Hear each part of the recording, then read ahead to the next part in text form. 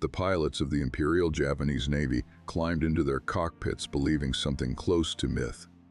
They believed the Zero could not be beaten. They believed Western pilots were slow, predictable, inferior, and for a terrifying stretch of the war, they were right. But somewhere high above the Pacific, in a moment measured in seconds, that confidence cracked.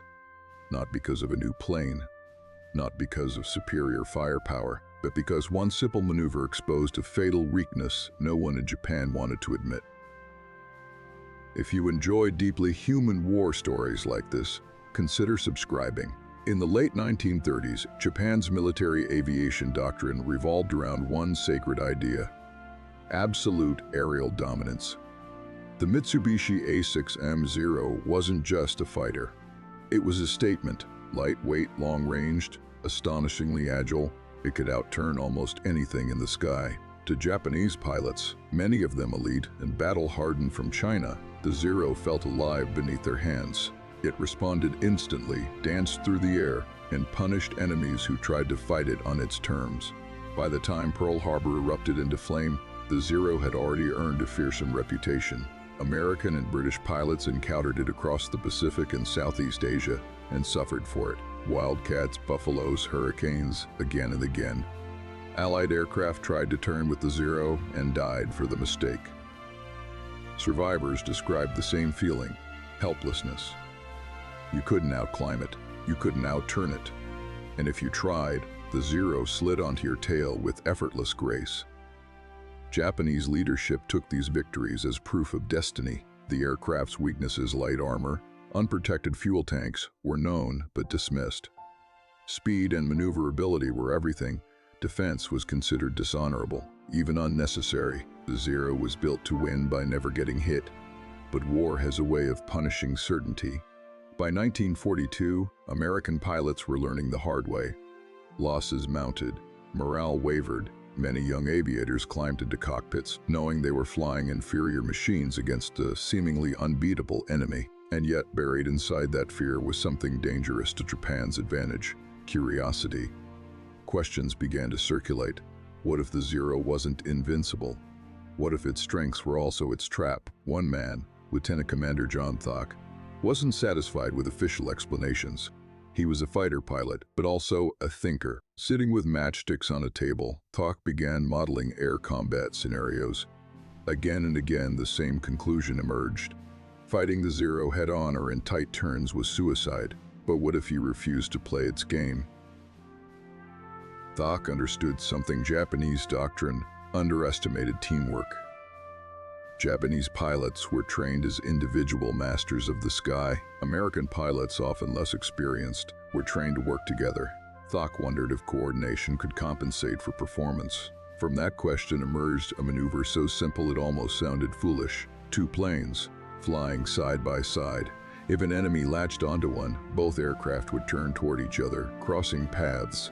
The pursuing Zero would be forced to choose, stay on target, and fly straight into the guns of the other American plane, or break off.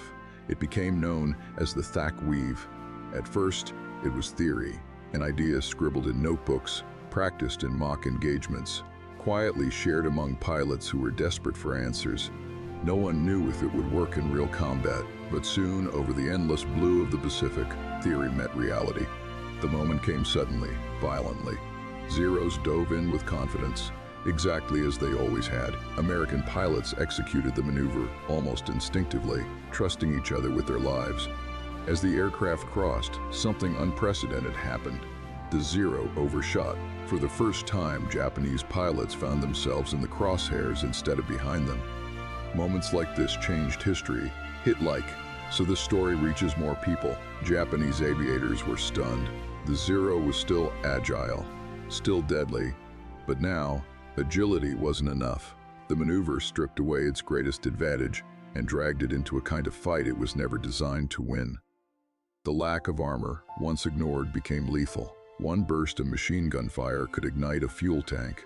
One mistake meant death. Word spread fast. American pilots began surviving encounters that would have killed them months earlier. Confidence returned. Not arrogance, but belief. Belief that the enemy could be beaten with brains as much as bravery. For Japanese pilots, The psychological shock cut deep. They had been told the Zero made them untouchable. Now they were watching friends vanish in flames, struck down by aircraft they once mocked. The myth was dying, and myths do not die quietly. Japanese command faced an impossible truth. Zero's design philosophy, brilliant in 1940, was now a liability. But redesigning aircraft took time Japan no longer had. Experienced pilots were irreplaceable, and each loss hurt more than the last. The sky over the Pacific changed. Dogfights became faster, harsher, less romantic. The Zero still killed, but now it could be killed just as easily. Superiority turned into parity. Parity slid toward disadvantage, and for the first time since the war began, Japanese pilots climbed into their cockpits with doubt riding beside them. They still flew, they still fought, but somewhere in the back of their minds was the memory of crossing American plains, of tracers ripping through wings, of realizing too late that the Zero was not untouchable after all. Share this story with someone who thinks World War II outcomes were inevitable. As the months wore on, the change became impossible to ignore. Over Guadalcanal, over the Coral Sea, over countless unnamed stretches of ocean, Japanese pilots were encountering something unfamiliar in combat, resistance that worked. American formations no longer scattered. They stayed together. They crossed, separated, rejoined, always forcing the Zero into choices it hated making. And every choice carried risk. For years, Japanese air doctrine had celebrated the lone warrior, the ace whose instincts and skill could dominate the sky. It was a culture built on individual excellence, but the Thach attacked that belief at its core. It didn't require superior flying. It required trust. It punished pilots who chased kills instead of thinking 2 moves ahead.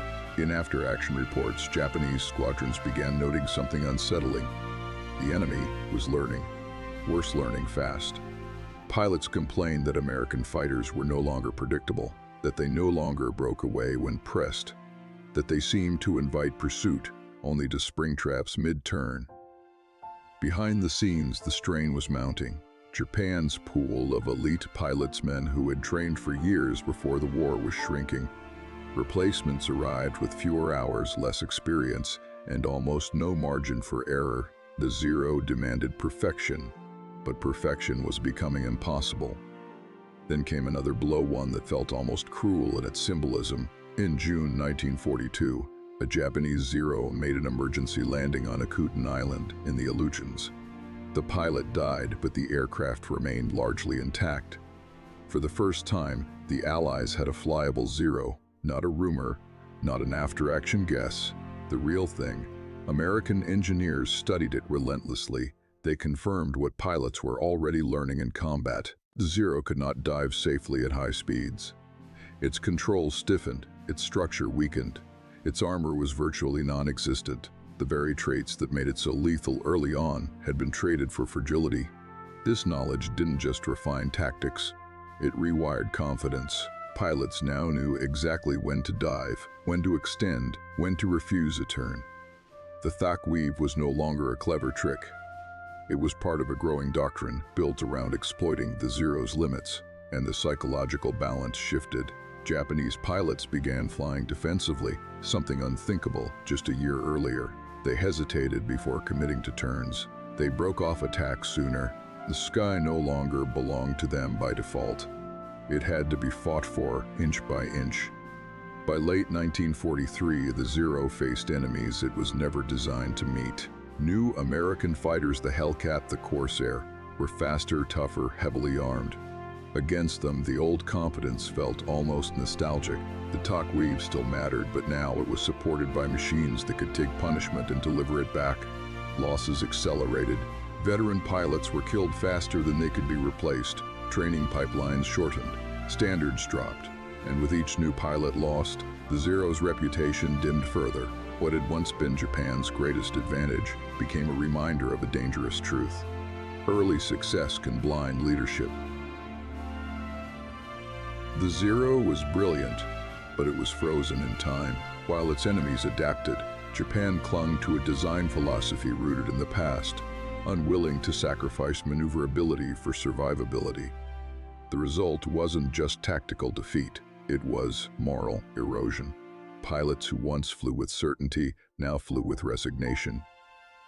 Some knew, even before takeoff, that they were climbing into a machine that could not protect them anymore. The Thach didn't win the air war on its own, but it shattered an illusion, and illusions are often the strongest weapons of all. Once broken, they can never be fully restored. In the end, the Zero story wasn't about engineering alone. It was about belief, about what happens when confidence hardens into dogma, about how a simple idea born from desperation and teamwork can change the course of a war fought miles above the sea. And somewhere in that vast sky, where contrails once crossed in lethal silence, the lesson lingered: no weapon is untouchable, no advantage is permanent, and the moment you stop adapting is the moment history begins to turn against you.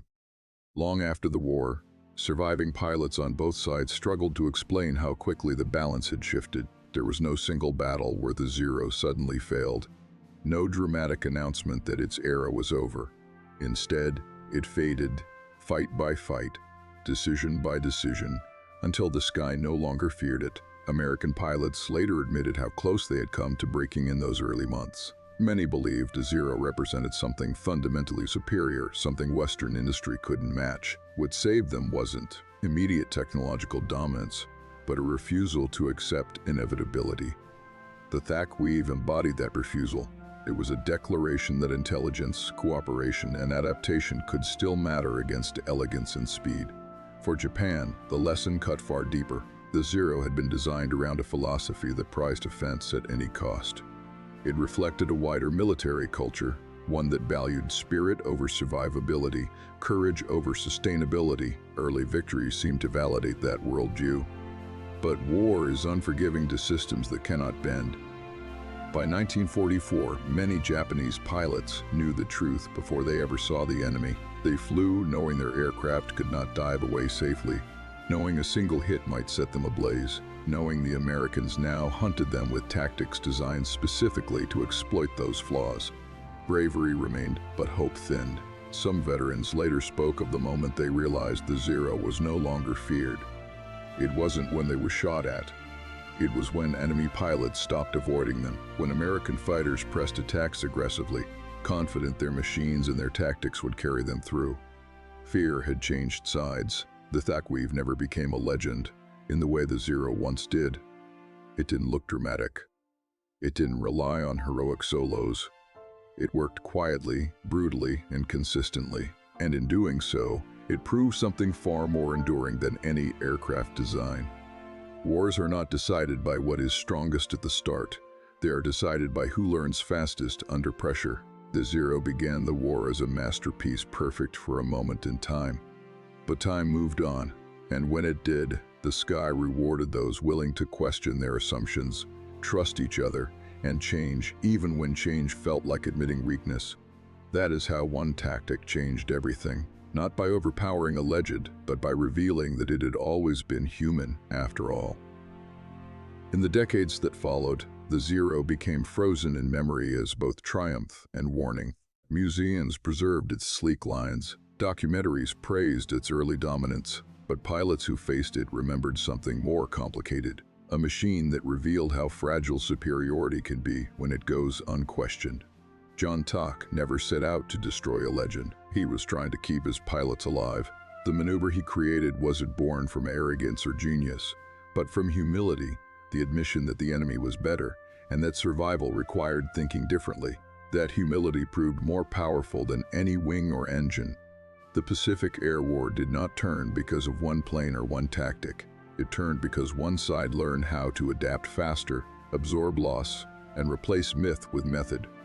The Thach symbolized that shift. It marked the moment when the war in the air stopped being about who had the sharper blade and became about who knew when not to swing. For Japanese pilots, the Zero's decline was deeply personal. Many had poured their identity into that aircraft. When it failed them, it wasn't just a tactical loss. It was a rupture of belief. Some flew on anyway, bound by duty. Others quietly understood that the era they trained for was gone. History often remembers weapons as if they fight alone.